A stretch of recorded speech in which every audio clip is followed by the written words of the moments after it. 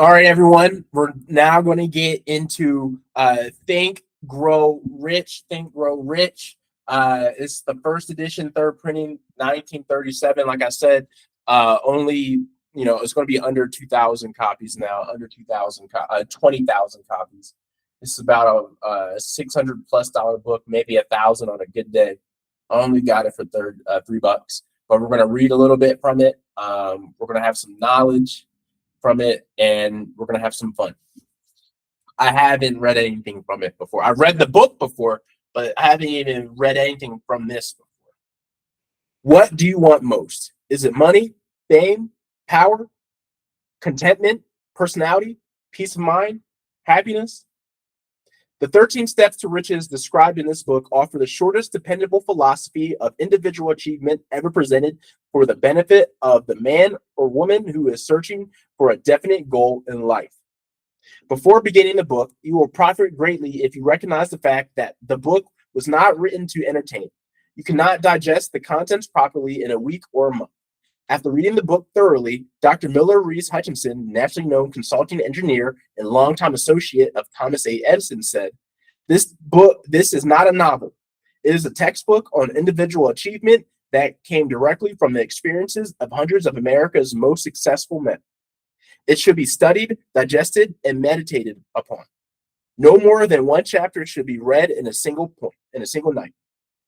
The reader should underline the sentences which impress him most. Later, he should go back to these marked lines and read them again. We're not marking up this book, no way. A real student will not merely read this book, he will absorb its contents and make them his own. This book should be adopted by all high schools, and no boy or girl should be permitted to graduate without having satisfactorily passed an exam on it. This philosophy will not take the place of the subjects taught in school, but it will enable one to organize and apply the knowledge acquired and convert it into useful service and adequate compensation without a waste of time. Dr. John R. Turner, Dean of College of the City of New York, after having read the book, said, "The very best example of the soundness of this philosophy is your own son, Blair, whose dramatic story you have outlined in the chapter on desire." Mr. Turner had reference to the author's son, who, born without normal hearing capacity, not only avoided becoming a deaf mute, but actually converted his handicap into a priceless asset by applying the philosophy here described. After reading the book, starting on page 52, you will realize that you are about to come into possession of a philosophy which can be transmuted into material wealth, or serve as readily to bring you peace of mind, understanding, spiritual harmony, and in some instances, as in the case of the author's son, it can help you master physical affliction. The author discovered through personally analyzing hundreds of successful men that all of them followed the habit of exchanging ideas through what is commonly called conferences. When they had problems to be solved, they sat down together and talked freely until they discovered from their joint contribution of ideas a plan that would serve their purpose. You who read this book will get most out of it by putting into practice the mastermind principle described in the book. This you can do, as others are doing so successfully, by forming a study club consisting of any desired number of people who are friendly and harmonious. The club should have a meeting at regular periods, as often as once a week. The procedure should consist of reading one chapter of the book each meeting, after which the contents of the chapter should be freely discussed by all members. Each member should make notes, putting down all ideas of his own, inspired by the discussion.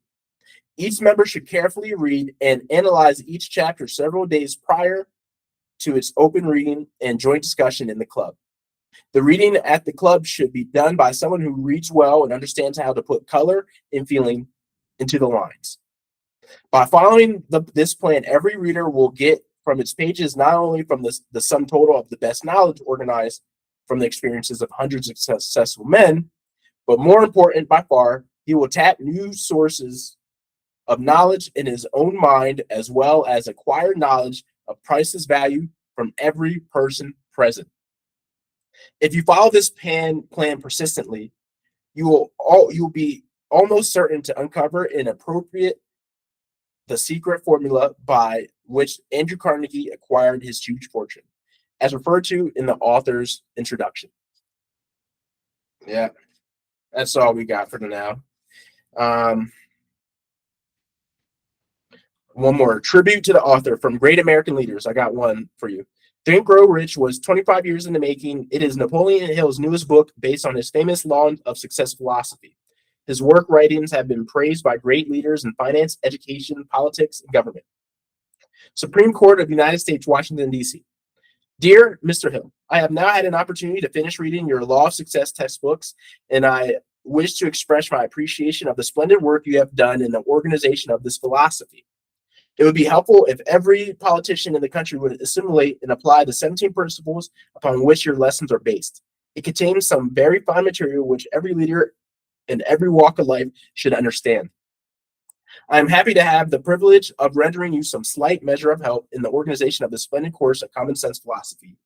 Sincerely yours, I think it says Taft, former president and chief of Robert Taft. So this is Think Grow Rich, first edition, third printing, 1937. Awesome book, rare book, expensive book, valuable book. And I'm happy to have shared this with you guys today. Hopefully, you guys read this book, the revised versions, if you have not before. So thank you for that. That was awesome.